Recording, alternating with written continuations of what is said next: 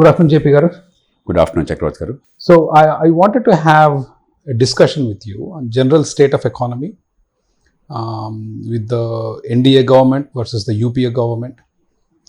Personally, I have voted for Narendra Modi in the first term when he first contested. I was particularly attracted with his talk during the election campaign. Minimum government, maximum governance. So I voted for him for the first time. When he contested the first time, I sat out. I did not vote for anybody because I am more right-leaning when it comes to economics. So I could not get myself to vote for a UPA, alliance. And then again, next election is coming up. So I just wanted to pick your brains and have more of a conversation as to what went right, what went wrong in these two terms of NDA government. I think it's a great question. 2014, many people thought it was a watershed. Essentially, the people who were disgusted with corruption and misgovernance, the people who were angry with continued state dominance undermining economic activity and competition, and of course certain traditionalists who had traditional notions of patriotism, Hindutva, etc., all came together. And Mr. Modi offered a refreshing choice, so it appeared. And certainly, I think in the first term, the economic liberals felt not enough was done. Well, perhaps some attempts were made like a bankruptcy code, like labor laws codification and simplification and so on and so forth. There was no significant visible impact to either make the state more effective or more purposive, focus on the state's role, or to give an impetus to economic growth on a long-term basis, or to reduce the role of the state in the economic management of the country. Certainly, I think by 2019, there was some sense of disappointment on the part of the liberals, economic liberals, who wanted to see a more dynamic Indian economy, more competitive Indian economy. But I suppose from their perspective, politics trumps economics in a democracy, in a diverse country. The sense I get is, between 2014 and 2019, the government's effort was not to repeat the mistake of Vajpayee in 2004. The 2004 election was broadly seen as India shining versus Aam Aadmi. And there's actually reason to believe that India was shining. Everything is relative. The economy was actually doing. I genuinely believe that it was a bit of a class election. The moment in a poor country you see the electoral battle between the middle classes who see economic growth and the future, and the poorer sections who feel that their lives are not significantly altered. They are not partners in this growth project. Even in rich countries, it's very difficult. In poor countries, it's always a losing proposition for growth. And Mr. Modi, I think, focused on gaining a pro-poor image. When you look back, my sense is, in northern India in particular, where there was never any delivery for the poor of the small welfare programs that are attempted. In the south, we already perfected that. Dr. Rajsekhar Reddy here, NTR earlier, MGR, and DMK, ADMK, in the Karnataka. A lot of populist schemes. Populist schemes, but well implemented. One is populist schemes being announced, but actually delivered. Whereas in the north, there was very little delivery. For the first time, I think, the focus was on delivery of these schemes so that you get electoral alliance, a strong electoral bias in your favor. I think that he assured. But in the process, except for a few things, genuinely there is no sense of economic liberalism or promoting competition. At least that's the feeling that I have also. So but perhaps post-2019 is slightly better. Looks like, at least there is a change in thinking. Yes, last 2-3 years, there have been some attempts. Because he was accompanied by good economists in the first term, right? Whether it's Panagaria or Subramanian. But then even they were unhappy, right? They left his. I think every economic liberal in the country who wanted significant improvement, and people like me, in addition to economic management, were keen about governance improvement, whether Right. it's anti-corruption strategies or decentralization of power or rule of law, particularly these three areas, or the people who wanted a different kind of an approach to management of rural-urban dichotomy in India and agriculture.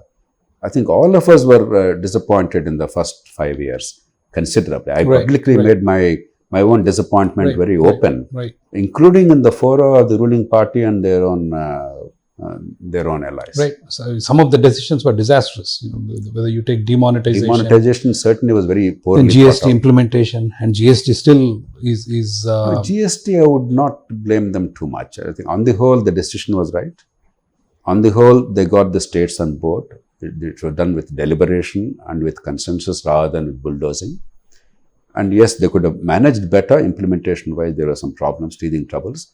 But if you take a long-term trajectory, GST probably is proving that A, it's viable, B, the industrial class and the business class is embracing that, and C, revenues are now beginning to grow despite the hiccups of the 2 years COVID, etc. So GST is a different category. okay. So let's But definitely demonetization, in a variety of ways, if you're objective, you have to conclude that it was an extremely poorly thought out and poorly implemented decision. There's Right. no question about it. So earlier you made a comment about good politics often can lead to bad economics, right? So something You and I don't agree with that. Right. They see it that way. right. But good politics, good economics can go together is can our go together. argument.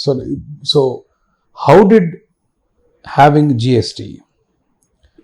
First of all, it goes against the federal spirit with which our constitution came into existence. I don't the agree. I taxation, don't agree because taxation rights of the states have been taken away from the but states and by centralized. consent. See, it's not even by parliamentary fiat. Right. It was The union and states constitutional sat together for 20 years almost. In every major committee, an opposition finance minister was the chair, not even a ruling party or ruling alliance. Whether Congress was in power or BJP was in power, irrespective of that. I think it was structured very well. Actually, to me, it's a great tribute to federalism. I don't see it as a failing of federalism. Most of the states I know have went along. Otherwise, it would not have Exactly. mustered the constitutional amendment, except for Tamil Nadu and maybe one or two other states that have opposed. But still, states have given up their ability to tax at their wish. Does that indicate that the federal spirit in India is diminishing? Because see, That particular issue does not indicate that. You I don't know feel some people argue that. right. GST is not Because a... where is the competition among states? If you centralize for the entire India, see, I hate to take the example of United States all the time, but if you take some of the states in the South today, right? California being a very prosperous state, New York being a large state with a large economy, now Texas, Florida, Carolinas are all reducing their state taxes. In some cases, they don't have state taxes. As a result, there is a shift in industries and movement of people to some of these states. So it is creating a healthy competitive tax environment, right? Healthy regulatory environment where states are competing each other for business. And what happened in GST is that has been taken away and it has been centralized in Delhi, and then the committee of people decide. Now there is no competition between Tamil Nadu, Kerala, Karnataka, Telangana and AP in terms of taxation, in terms of trying to attract businesses. Let us take issue by issue. First, is it anti-federal? No. Because states and unions sat together for more than a decade. All parties had space there. And they did it by total consensus in the country. In fact, exactly the way in a federal I do not deny polity- consensus. I am just still questioning. Let me complete. Second, economically, is it actually beneficial to the country or not? I'm sure you recall the checkposts across each state's border and hundreds of lorries lined up Yes. and habitually bribes being paid. Yes. Typically in those days, per truck, per day, I'm talking of 25 years ago numbers, 30 years ago numbers. Today multiplied 5 times or 10 times. 200 rupees was the bribe to be paid per truck per day. Yes. Not only the money collected, but in order to be able to extort that kind of money, the delays and the harassment that are involved, because you don't pay a bribe unless there is a sufficient pain that is potentially there if you don't pay a bribe. And therefore, the business environment, not only the cost of corruption, but the cost of delays and harassment. And India, one of the great advantages of this multilingual nation coming together is the common market. All the advantage of common market was given up by the stupidity of corruption.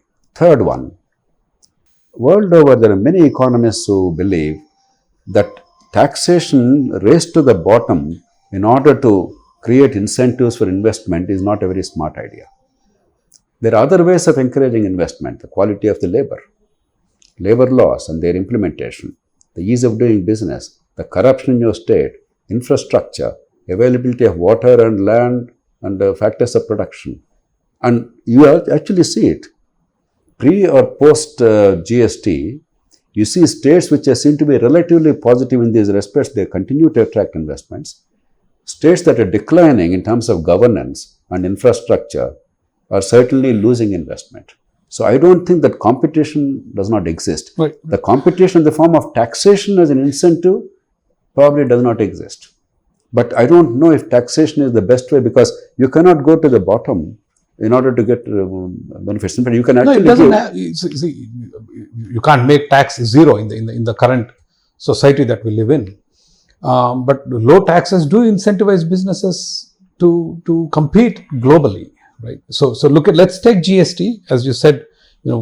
Sometimes politics compel politicians to adopt some bad economics. So if they brought GST for the greater good, see, when service tax was introduced, it was just for few services, right? Just handful.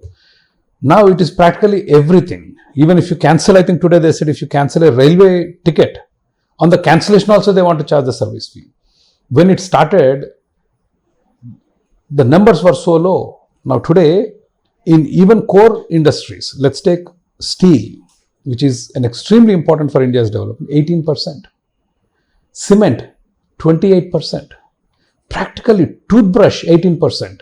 Toothpaste, 18%. I mean, there is just no end to how much they tax. If you look at automobiles, again, the GST has 1,000 exceptions. Right? So a friend of mine recently brought a Mahindra. 7 lakhs is the cost of the car, and if you added up the taxes, it was 5 lakhs. And the car company makes about maybe 70,000, and the government makes 5 lakh rupees. How does this kind of usurious taxation is helping the economy or the people? It looks like it's bad politics and bad economics. Unquestionably, sometimes our taxes are regressive. And on something like thumbs up, 40%. No, sometimes our taxes are regressive. There's no question about it. While we are much better than what we were, 1970s and 80s, it was terrible. In fact, commodity-wise, in the budget, they used to increase or decrease excise duties. Oftentimes, there was allegations of corruption with some credible evidence, etc. And we all know how some of the big industrial houses of India grew into what they are today, and not through competitiveness, not through innovation. It's happening even today. Manipulation. But things are getting better. And not merely this government or that government, whether it is earlier UPA or Congress, or BJP, Vajpayee government, or today, I think there is an improvement overall. Are they getting better because of the government or despite the government? No, whatever the reasons, the foundations laid in 1991, P.V. Narasimha Rao and Manmohan Singh, by and large, the successive governments followed that broad path in terms of economic management and taxation. So this assured taxation, steady taxation rather than every year this topsy-turvy approach has certainly helped. But having said that, look at the bigger picture. While there are anomalies in taxation, our tax GDP ratio is only about 18% of the GDP. Union and states put together. About 12% or so, the union. About 6% or so, give or take 0.5%, 1 percentage point, states. This is all our tax base. Our expenditure is 28-29%. That means 11% borrowings. On occasion like COVID, etc., it's gone up by another 1 or 2%. In some form or other, a relatively painless taxation is necessary to sustain the basic services and infrastructure. My complaint is not so much that they are taxing. My complaint is, where are the services commensurate with the taxes? Where is quality education? Where is healthcare accessible to the people of this country? Where is rule of law and justice? Infrastructure, at least, no, in the last, since Vajpayee's time, there is some improvement, some efforts made. There is a lot of room for improvement, but certainly both roads and the transport sector and electricity are a little better than they were. The electricity management is horrible. We are losing every year. But the basic services of government are terrible. I think that is a bigger problem to me than the fact that they are taxing. I have no quarrel with taxation because taxation is the basis of civilization. Though if you tax without commensurate services, it is brigandage, as Dadabhai Nauroji said during the British India. So taxation has been there even in Ramayana. So it is an ancient practice. So I don't the deny. big picture, a 12% taxation by government of India does not seem to be a terrible tax. Let me, sorry, what percent did you mention? 12%. 12%. So you said GDP to tax is 18%, but the debt or how they finance is another 11%. But that also comes from people. So that's almost like 30%. Exactly. 30%. So what we get is the first world taxation, third world service. I am totally in agreement. Therefore, my fight should be... So it is not 18, it is actually 30%. Our fight should be twofold. One is, it is always better to raise money by honest taxation than incurring debt for current expenditure.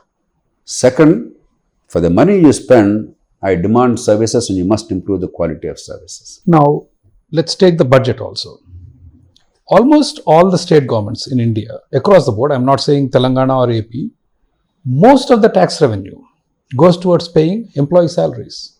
The rest comes from central government's contribution for taxes, the share of the state taxes in the central revenue or the tax revenue, and debt. So even in the central government, I was looking at the numbers, almost 25 to 30% is going in taxation, in salaries for government employees. And then Modi wants to add 10 lakh more employees, central government employees. How is this good for the economy? Why the recent Why are we paying these kind of salaries? I'll just give you a few examples. Because I live now in rural India, rural areas. In electricity department lineman, the required qualification is 7th class pass. Is making 1.5 lakh rupees salary. I thought 40-50,000. No, it is not. More than 1 lakh. Some of the senior fellows are now hitting close to 2 lakhs. Now, a government school teacher in my village gets paid more than the best international school in Hyderabad, in the village, right? Anyway, more than 1 lakh, some of them are 1.5 lakh. If you're a headmaster, now it is nearing 2 lakhs. The Food Corporation of India loaders, I don't know if you're aware of this, some of them, the top 300, 400 guys, 4 to 5 lakh rupees a month. Basta almost, the guy who carries the bags in Food Corporation of India, 4 lakhs, and thousands of them get at least 1 lakh rupee a month. And Food Corporation of India or food subsidy is the largest welfare scheme in the central government today. This is where all the tax money is going. So if I go by your numbers, right, 30% are the people probably who are paying the taxes, right? And there are a lot of people who are not even in the tax net. So I guess people who pay are actually paying 40-50% of their income in taxes. And this is how the money, I feel, the hard-earned money of the people is going waste. Where did this government or the previous governments, where have they tried to fix this? I am entirely in agreement with you. What happened over the years is because of socialist mumbo jumbo. The notion that employment in government is a virtuous thing and government must be a model employer unrelated to productivity. We enhance the wages in government by a factor of 5. If you take not at the top management level, but at the service delivery level, if X is the wage for a comparable job in the private sector, typically in government, 3 to 5x is the wage. Now, 20% additional wage as an incentive in public services is okay. But 3 times to 5 times, the system simply cannot sustain. On top of it, the service is not there. It now became an entitlement. In fact, in schools alone, for instance, the contractual employees, when they were there in schools, the para teachers, etc., who were paid a nominal amount, oftentimes the criticism is that they were working harder and are available, whereas the person who is getting 1 lakh rupees or 70,000 rupees salary is not available, is not working. Or you have somebody as a proxy at a nominal wage, you put him there and he works on your behalf.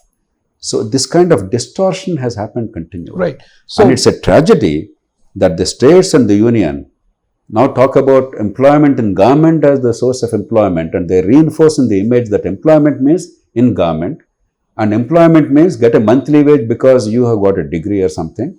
Employment means you don't have to deliver anything. And in some cases, employment means it's an opportunity to make extra money illegally. Right.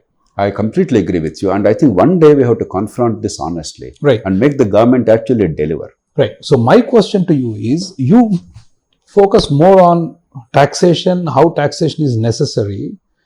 Not only you, even the systems, even the politicians, even those that are ruling the states and at the center are not focusing on controlling the waste, cutting down the size of the government. I totally agree. In fact, you mentioned some numbers. Government of India numbers, if you look at it, it should disturb any one of us. Take this year, the tax revenues of Government of India that were projected in the budget are 22 lakh crores, 22 trillion rupees. Of that, 16.11 trillion rupees goes to states, various forms of transfers, either finance commission devolution, or the so-called centrally sponsored schemes and other programs and grants in aid. 16.11 trillion out of 22. 9.43 trillion is interest payments of Government of India. Exactly. Together, the tax revenue is not enough. There's not a rupee. We talked about even salaries. Right. Establishment cost is 6 lakh crore rupees, 6 trillion. If you add that, and then pensions over a period of time, what happened is they've gone for index-linked pensions. Mm-hmm. So your salary draw may have been 10,000, but your pension could be 1 lakh rupees right, exactly. after some time. Right. And it's also intergenerational problem. Right. Today's generation is forced to pay for the services alleged to have been rendered 30 years ago. Mm-hmm. Our children are going to be forced to pay right. for the services rendered to us, if at all they are rendered. Right. That's why Vajpayee government came up with an extremely wise solution. It's the Vajpayee government that actually created the foundations for fiscal stability in India. Very, very mature government, even when they had no majority. FRBM Act was during Vajpayee government, 2003. And states are hating it right now. But all states at the time adopted, though right. across the country, there was a political consensus, some wisdom prevailing. Right. Second, that's one good thing. The new pension approach, not the old pension, index-linked pension, but the contribution has to be made by the employee and the employer today. So the costs are transparent and it's put away, and you derive from that money. There is no pension liability on the future. Next generation will not be able to pay. But already some states, for instance, Rajasthan went back on that very foolishly. Chhattisgarh is going back on that. State after state, after this consensus and they've done some good things, they're going back on that. Armed forces, the main reason why Agnipath had to be introduced was this pension liability because of one rank, one pension program. All parties publicly talked about it. This government, this party also talked about it, the party in power today. They implemented it. Finally, they realized most of the money is going for salaries and pensions, not for modernization of armed forces and weaponry and training. Right.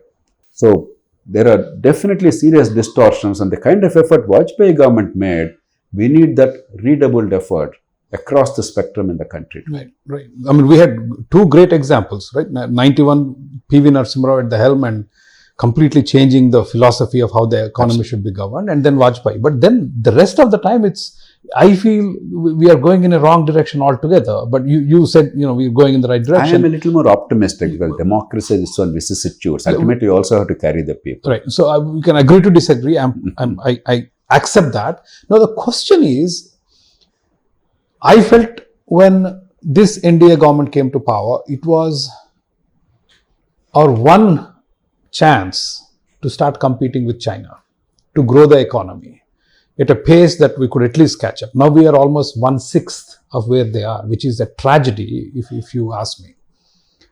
Now this is the government that can bring about reform in public sector without having to worry about some of the unions. At least the right wing also has unions, but the left wing is more driven and supported by the unions.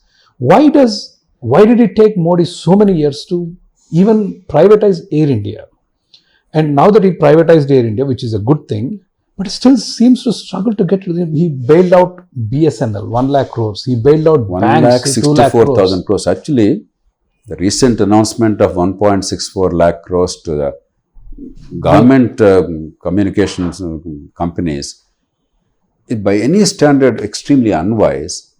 and completely counter to the other things that the government is attempting, because they are beginning to talk about privatization, etc. The Prime Minister is talking about government not doing business very aggressively and very, very clearly.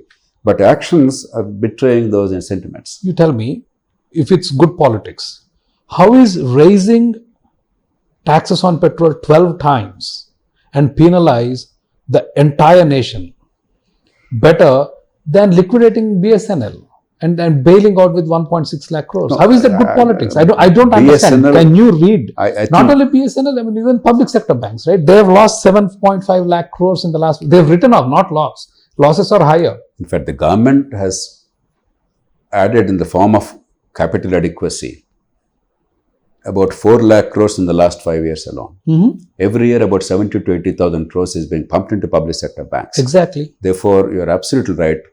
The next generation reform primarily should be not merely other public sector utilities, but banks. Not only that, one bank, HDFC, one private bank, smaller than, of course, SBA, but many other public sector banks, its market cap is larger than all the public sector banks put together. That means market is saying we trust this bank, not all those banks, despite massive deposit bases and so on and so forth. And two, the political interference in lending. Once you are the owner, after all, your local MP or some other person, they call the shots. Therefore, lending has to be to cronies. And therefore, inefficient allocation of resources. And therefore, defaults, non-performing assets. And banks are getting deeper and deeper into the problem. Right. And then you're asking for more and more tax money in a desperately poor country where rule of law, education, healthcare, they're all in shambles. Right. So banks must be privatized, and this bogus talk that government owning banks is for the benefit of the people, that must be honestly and systematically be addressed by all of us, not merely the government and the political parties. And the thing is, we have private banks right next to public sector banks, and we can compare, right, how they are doing. No, but then why is NDA struggling? Why is Modi struggling? Why is not? See, if this government cannot do it, no government can do it. I agree with you, and I hope that they will do it. That's all I know it's not a question that you could answer, but I'm just.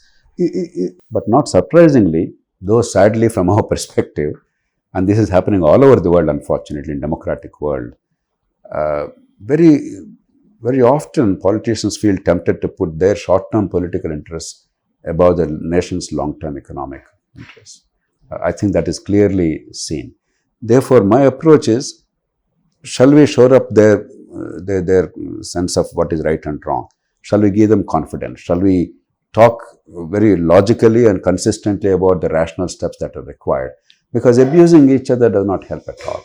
Because the alternative does not seem to be particularly advantageous at this point of time. Because they're not even talking of economic growth. I agree. That's what I said. So the first time I voted for Modi, second time I couldn't vote for anybody. Now the third time it's coming again, I couldn't get myself to vote for a UPA candidate. You're absolutely right. And I'm particularly sad because healthcare, for instance, COVID is a fantastic opportunity. There's a great opportunity, and we should have really utilize the opportunity to build a viable healthcare system at a relatively low cost. And India is very lucky to be able to do that. But there's no imagination. Rule of law is in shambles. Everybody knows the problems. Irrespective of the cost, we have to fix it. I don't see any movement at all there. Unquestionably, there are challenges. So slightly switching the gears. So this is a, supposedly a right-leaning government or right-wing government. More pro-market tendencies. Worldwide, when you see a right-wing government, they are more pro-market than the other side. There is, some encouragement to private sector, but how do you react to set business groups being favored, completely off the charts, right? Everybody says A&A, Ambani and Adani are the two names that keep coming up, right? Whether it's in the case of Jio, documented favoritism. Even in the case of Adani, the airports, the India government itself has put that no one entity can run more than 3 or 5 airports. I don't remember the number. And right then it was violated to help one person. There's a lot of talk about, coal coming from Australia. The government placed a regulation that 10% of imported coal should be used. And then the contract goes to, Adani coming from to import coal from Australia. How do you explain? Why would they go so one-sided in helping certain Now, businesses. how many and of it these is- are conjectures and rumors, how many are truth, I cannot verify, but undoubtedly, there is a widespread feeling that certain industrial groups are being favored, that competition is being eroded. And the companies are oftentimes arm-twisted to hand over the keys to favored groups. And I think there is some reasonable evidence to support some of these contentions. What the government must realize is that apart from the morality, it's obviously immoral and wrong. There's no question about it. Apart from the morality of it, it can never be secret. It undermines your credibility. And to investing community, global investing community, they examine these things with a fine-tooth comb. So whatever be your pronouncements in public, if they feel that there is no fair competition, and you will not be treated fairly, and the government will support or side with their favored industrial groups, then investment will dry up. And this is a critical time when China, for whatever reason, is losing steam, and the rest of the world is very worried about a belligerent China, a very nationalistic, belligerent and expansive China. And in any case, supply chain disruption after the COVID, people now don't want to put all the eggs in one basket. True. India has very conducive conditions. But it appears that India thinks that we are entitled to growth automatically and global investments, irrespective of what we do in the country. I think in real life, it doesn't work like that. While conditions are conducive, the rest of the world wants us to succeed, we have to also prove that investments here are safe and fair, and there is a level playing field. And if that impression, for whatever reason, is eroded across the world, we lose big time. So I think the short-term advantages they see by some amount of favoritism versus the long-term damage to the country, and therefore undermining their own political viability and economic future, I think they're not able to see that. They are compartmentalizing it. So, But there is a link. I have no doubt about it. agreed. So, Now, they can argue that earlier also there was cronyism, excess duties were all altered, but that's why India failed. that's why India failed, right? So We cannot use that argument exactly. now. Till We are not 90, till 90s, we were a protected economy. We could not import freely. We could not export freely. Maybe there was a little bit of exports allowed freely, but you couldn't export if there was no free market as such. And we have learned that protectionist regimes do not work because economically it was a failed economy. There's no Now, doubt about it. That's why we were also happy when the farm sector liberalization was announced. But perhaps either the style, maybe Narasimha Rao's style, even as you're taking a 180-degree U-turn, you pretend as if it's a continuation of Nehru Indira Gandhi policies. Right. Even if it's dishonest in terms of articulation, maybe there's a wiser strategy, a less offensive way of communicating. Maybe there should have been deeper communication, but certainly the government made earnest attempts. And I think the media and the political elites of the country, they failed the country. For short-term political gains, a message was spread totally insincerely and dishonestly that the farm laws were anti-farmer. I am a great friend of the farmers. The people of Andhra Pradesh, Telangana, Karnataka, they all know in how many cases many of us intervened to the benefit of the farmers, including removing the trade barriers internally, removing the illegitimate export bans on rice, for instance, or insistence on, with success, imposing some kind of import duty to reduce the burden on the oilseed farmers in India. So many things. I am absolutely supportive of the farm laws. One of the most tragic things in India is not only have the government had to go back on the farm laws, but a narrative was spread that they were anti-farmer. Right. There was nothing more. That's one of the biggest lies in independent India. I agree. And it's a tragic and shameful lie. Right. That was a very good bill that they brought. And the media too completely failed. Everybody viewed it from the political prism rather than the farmers' interests and the economic prism of the country. It's a very tragic occurrence. Yeah, it is quite and I'm sure sad that further dampens the government's order for economic reform and liberalization. That's the tragedy. If politics and economics are not in sync, ultimately it's economic growth and the poverty eradication that suffer. And the people who pay the biggest price are not the rich, it's the poor. A country that has seen a protectionist regime destroy our economy, now again says, make in India. Make in India goes against the ethos of free trade. If you can't make everything in India, right? I mean, today they are talking about the chip industry. Many companies globally are looking for an alternate location to chip industry, to China. But the components, the material that comes from all over the world, Russia supplies raw material, Japan makes the fabrication machines to make the chips, Taiwan specializes in something, Korea specializes in something. Yet we believe in Make in India, and this government has imposed new restrictions on imports, right? So they say Make in India, and they've imposed new custom duties on toys, electronics, phone components, furniture, everything. So it almost feels like we are going back under an NDA government. See, if you say UPA, I can understand. I take broadly the view that you are taking, and Arvind Panagaria makes the same point, that import restriction or imposing high tariff barriers is not a smart thing, because without imports you cannot export, right? And your quality will not improve, you will not become more competitive. But at the same time, selectively there is also a case for protection for a period.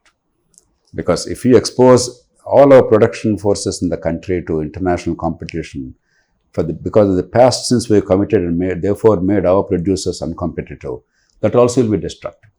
So some measure of protection, for instance, oil seeds, if the farmers get protection from through excise duty or import duty, I welcome it. Because otherwise India will be forever dependent on this very vital food. India is the biggest importer of oil and pulses, and we have to promote indigenous production. But without stopping imports, we have to have some protection for some time. It can't be permanent, and it can't be so high that it kills all competition whatsoever. Similarly, in selective sectors, I fully understand. But if you think that Swadeshi is an acceptable economic alternative to global competition in today's age, obviously it is not. It's detrimental to the future. I think part of it is more style than substance, because actually if you see the imports are growing in our country. Exports are growing too. Exports are growing too, but imports are growing much faster than exports.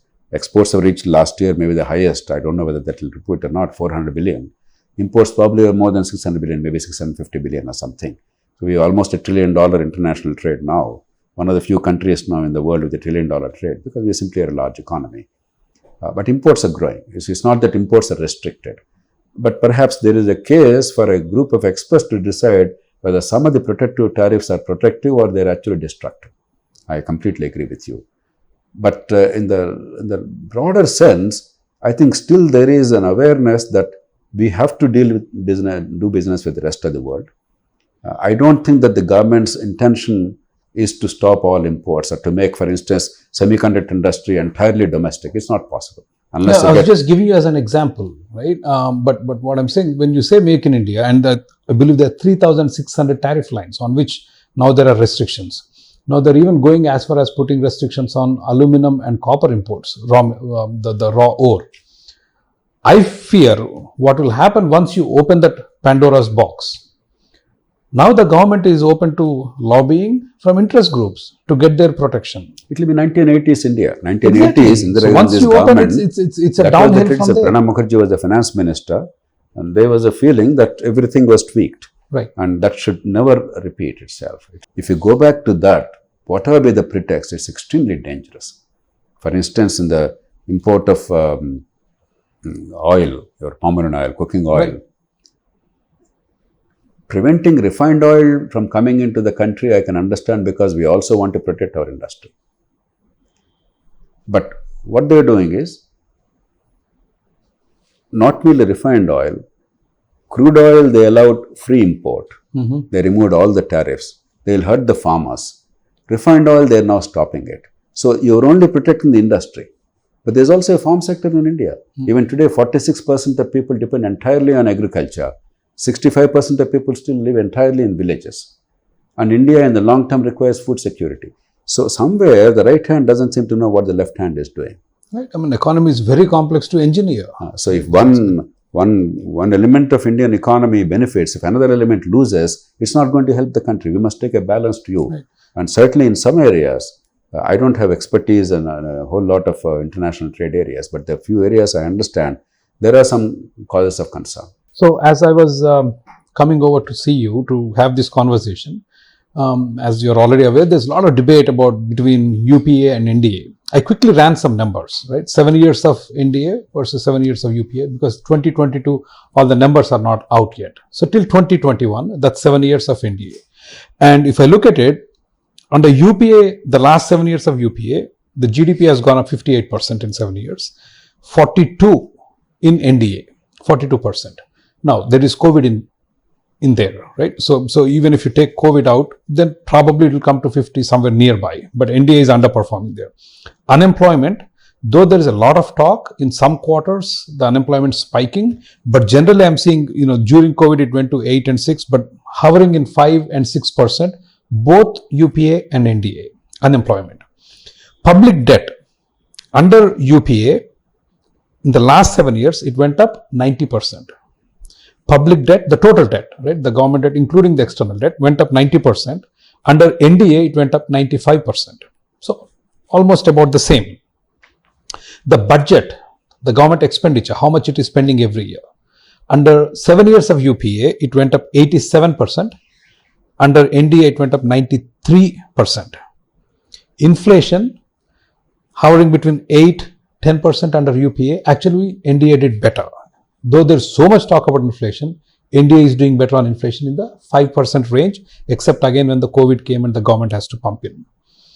Exports, same thing, 58 to 60% increase. So it's practically, if you take, barring the inflation number, in terms of numbers, I don't see much difference between UPA and NDA. What it means is that now the question is, how is this better? It's easier possible to rank because the circumstances change dramatically. As the Chinese proverb says, the river is never the same. It's a flowing water. The river today is not the same as yesterday. 2000, Vajpayee's momentum, thanks to the reform impulses of Vajpayee, that helped the UPA government immensely. 2004 to 9 was a boom time. Right. Until the global meltdown because of the banking crisis and American mortgage crisis, housing mortgage crisis that spilled out to the whole world, that was a boom time. That government benefited immensely from that. Essentially, there's always a lag time between a government's initiatives and the economic growth. And I think Vajpayee government did a great service to its successor government by creating the platform. And therefore, the revenues shot up, growth rate went up, employment went up, poverty was coming down.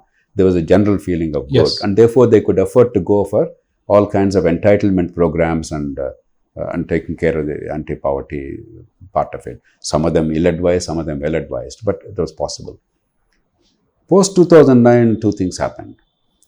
One is the global economic crisis. And the other thing that was advantageous during that period was oil prices were moderate. But post-2009, unfortunately, oil prices suddenly shot up. At the same time, there was a global meltdown, therefore growth rates generally plummeted. Therefore, 2009 to 14, for varying reasons and varying periods, economically we were not that happy. And of course, corruption certainly messed up the government's credibility, etc. Post 2014, for some time at least, the advantage of the oil prices fell down again. But the global growth momentum was not that great yet. And the government's own self-induced injuries, for instance, the demonetization, ill-advised, implemented in the worst possible ways, that certainly had an impact on the economic management of the country, apart from external factors. And of course, 2019 onwards, the COVID created a tremendous problem across the world, and post-COVID, we still have the supply chain constraints.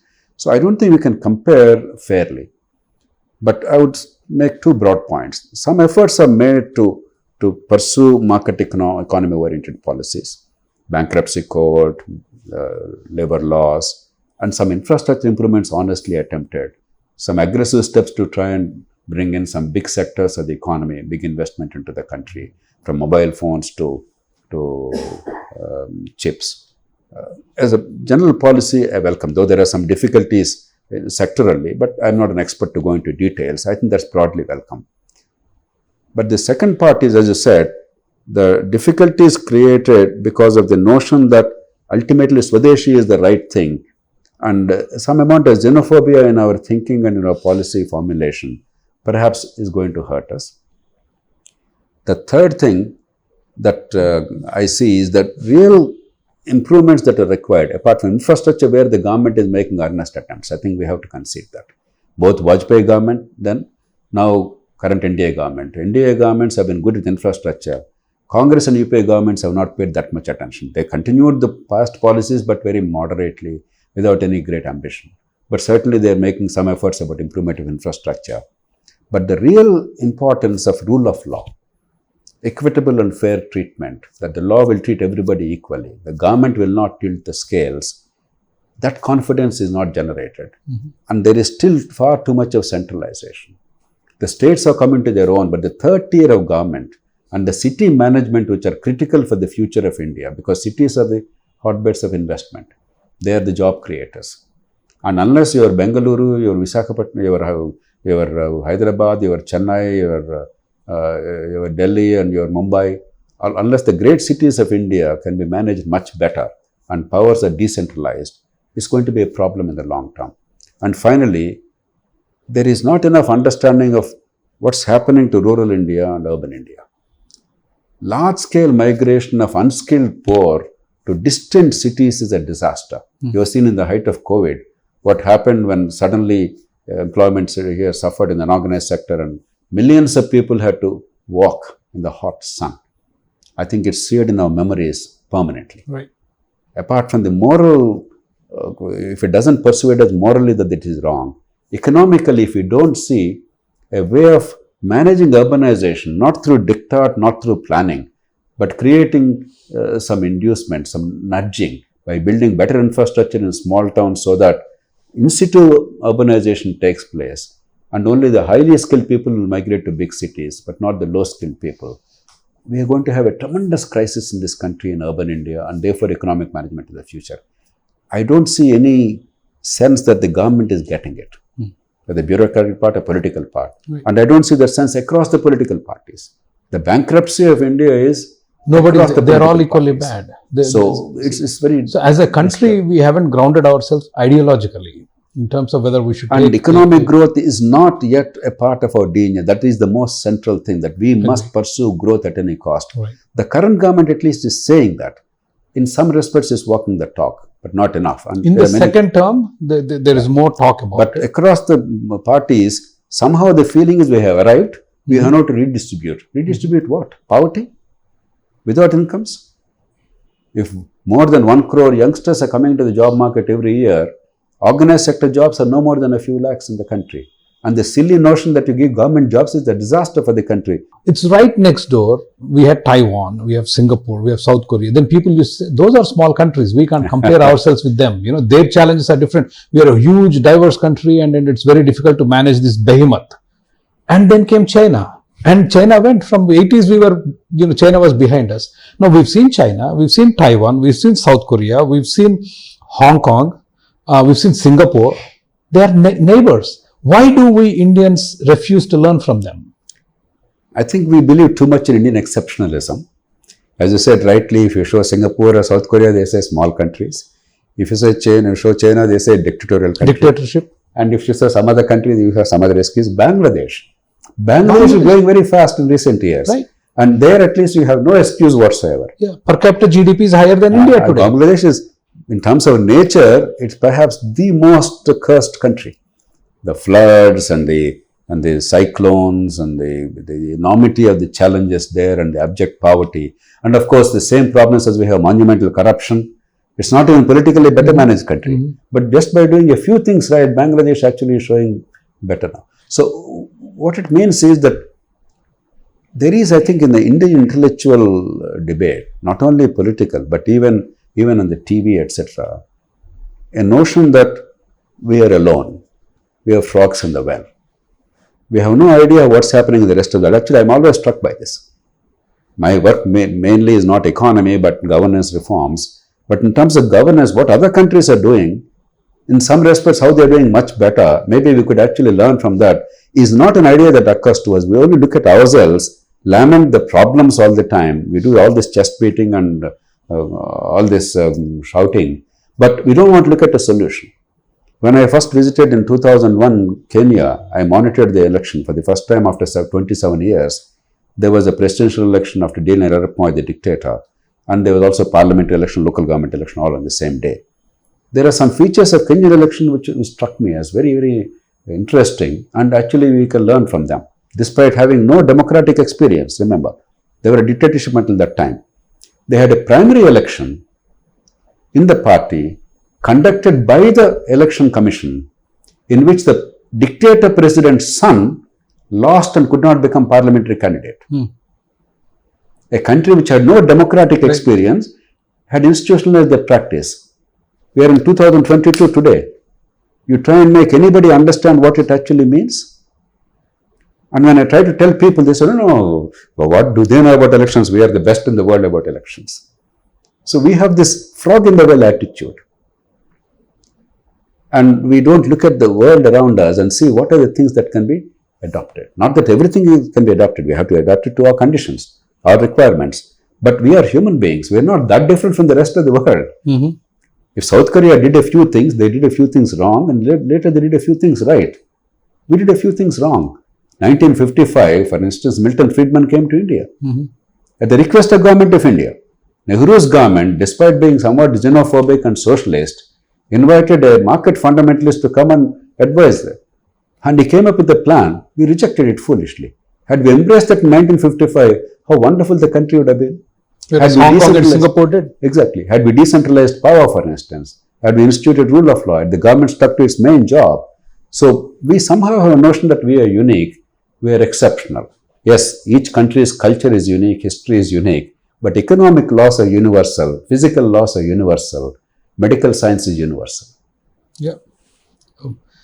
Thank you, JP Garu. Thank you for your time and wonderful exchange of It's views. a great conversation, but let's be optimistic. I'm a great optimist. I believe that things still, on the whole, are getting better, but they could get a lot better much faster. Let us hope so. Thank you.